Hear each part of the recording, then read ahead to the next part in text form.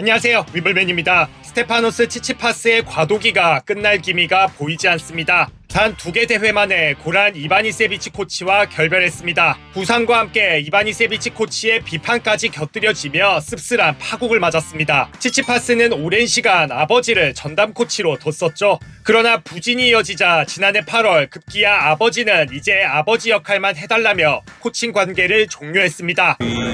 I believe the least I deserve is a coach that listens to me and hears my feedback as a player. It's an important one, and tries and adjusts to those kind of things. I feel like my father in those sort of ways hasn't been very smart or very good at handling those situations or trying to read what's happening inside the court. So that's really poor performance, and it's not the first time he has done that. So I'm really disappointed in it. 이후 정식 코치 없이 여러 멘토들을 전전하고 중간에 라켓도 바꿔보는 등 여러 가지 해결책을 찾다가 올해 5월 이바니세비치를 코치로 고용했습니다. 2001년 윈블던 우승자이자 5년 넘게 조코비치와 함께한 이바니세비치인 만큼 잔디 시즌 자신의 경기력을 끌어올리는데 큰 도움이 될 걸로 판단한 건데요. 함께 나선 첫 대회였던 ATP 500 할레 오픈에서 2회전 탈락해 출발부터 그닥 좋지 않았습니다. 그럼에도 이바니세비치는 희망을 잃지 않았습니다. 자신은 일주일 만에 뭔가를 해결해주는 마법사가 아니라며 치치파스가 엣지를 잃은 상태지만 되찾을 수 있다고 자신했는데요. 치치파스 경기 스타일에 자신의 잔디 경험과 대하는 자세, 스타일을 녹여 성과를 내겠다고도 덧붙였습니다. 그러나 치치파스가 허리 부상으로 윈블던 1회전에서 기권하자 결국 파열음이 났습니다. 이바니세비치가 한 언론과의 인터뷰에서 자신의 인생에서 이렇게 준비가 안 된 선수는 본 적이 없다고 대놓고 비판한 건데요.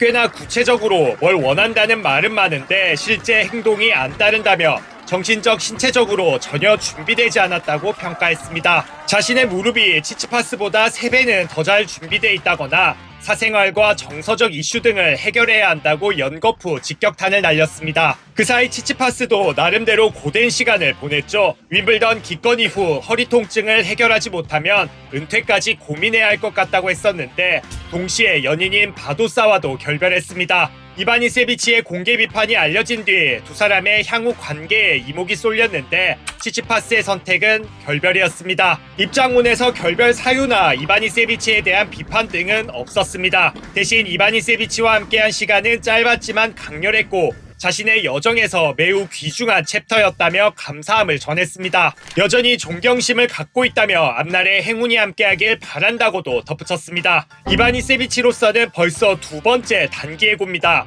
조코비치와 결별한 뒤 올해 초 리바키나와 동행했지만 단 2대회 만에 관계가 끝났고 치치파스와도 마찬가지인 건데요. 젊은 세대가 비판을 받아들이지 못한다며 섭섭함을 감추지 못했습니다. 이바니세비치는 언론 인터뷰에서 이미 치치파스에게 개인적으로 모든 걸 말한 뒤에 미디어를 통해 이야기했던 거라며 발언이 너무 과장되게 알려졌다고 밝혔는데요. 요즘은 뭔가를 솔직하게 말하기 힘든 시대가 된 것 같다며 자극을 주기 위해 치치파스에게 정직하게 말한 건데 결국은 이게 세태 흐름 같다며 안타깝다고 토로했습니다. 그리고 치치파스는 다시 아버지에게 돌아갔습니다. 과거 실수를 딛고 자신의 커리어를 위해 이바지했던 아버지와 새 출발한다고 전했습니다. 실수를 딛고 함께 새 출발을 하는 사람은 또 있습니다. 세계 1위 야닉 시너인데요. 시너는 최근 새 피트니스 코치로 음베르토 페라라를 임명했습니다. 올해 윈블던을 앞두고 시너는 피트니스 코치 파니치, 물리치료사 바디오를 해고했었죠. 승인되지 않은 인터뷰를 하고 협의되지 않은 내용을 발설하는 등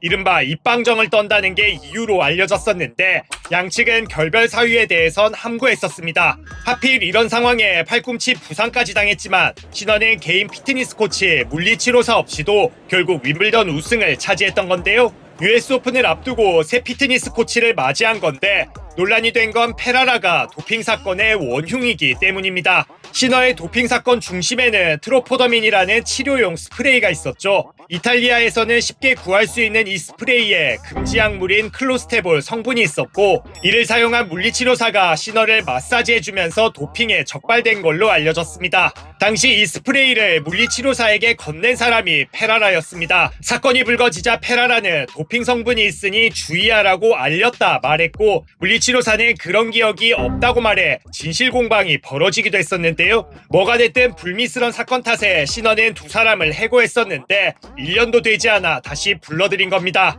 시너와 케일 코치 매니지먼트사가 협의한 결정으로 알려졌는데요. 매니지먼트사는 페라라가 시너의 발전에 중요한 역할을 해왔다며 그의 복귀가 최고 수준의 일관성과 집중력을 유지하는데 다시 큰 도움이 될 거라고 밝혔습니다. 사실 시너가 도핑 혐의를 벗는데 크게 일조한 사람도 아이러니하게 페라라였습니다. 스포츠과학과 영양학 박사학위를 가진 페라라는 시너가 도핑에 적발되자 곧장 투여 경로와 약물 대사 과정 등을 찾아내고 전문적으로 설명한 걸로 알려졌는데요. 도핑 적발된 BMP 파리브 오픈 당시 대회 초반과 후반 두 차례에 걸쳐 비슷한 극미량으로 검출된 점 등도 자신의 지식과 과학적 이해를 바탕으로 함께 대응했던 걸로 전해졌습니다. 이런 재빠른 대응이 다른 도핑 적발 선수들과 판이한 결과를 낳았습니다. 이를 바탕으로 시너는 ATP와 테니스 청렴기구, 더 나아가 세계 반도핑 기구까지 소명에 성공해 3개월 출전 정지 합의로 도핑 논란을 끝낼 수 있었습니다. 문제의 제품을 건네준 도핑의 시발점이었지만 시너의 결백을 입증하는 데 중요한 역할까지 한 복잡한 인물인 건데요. 그래서 재고용을 바라보는 시각도 복합적입니다. 팬들 사이에선 시너의 입장을 이해한다면서도 비판적이고 부정적인 반응도 많습니다. 전문가들도 시너가 자신의 스타일을 더 강화하기 위한 최선의 선택, 혹은 도핑 논란이 완전히 해소되지 않은 상태에서 재고용은 논란만 불러일으킨다는 의견이 맞서고 있습니다. 최근 부진 탈출을 위해 라파엘 나달의 삼촌 토니 나달을 찾아갔던 지베레프는 최종적으로 코칭 합의에는 실패한 걸로 전해졌습니다. 대신 토니는 언제든지 지베레프의 훈련을 도와주는 멘토 역할만 하기로 했다는데요. 경기력 혹은 개인사에서 과도기를 겪으며 변화를 시도했던 선수들이 어느새 모두 구관을 찾아간 현 상황. 여러분은 어떻게 생각하시나요?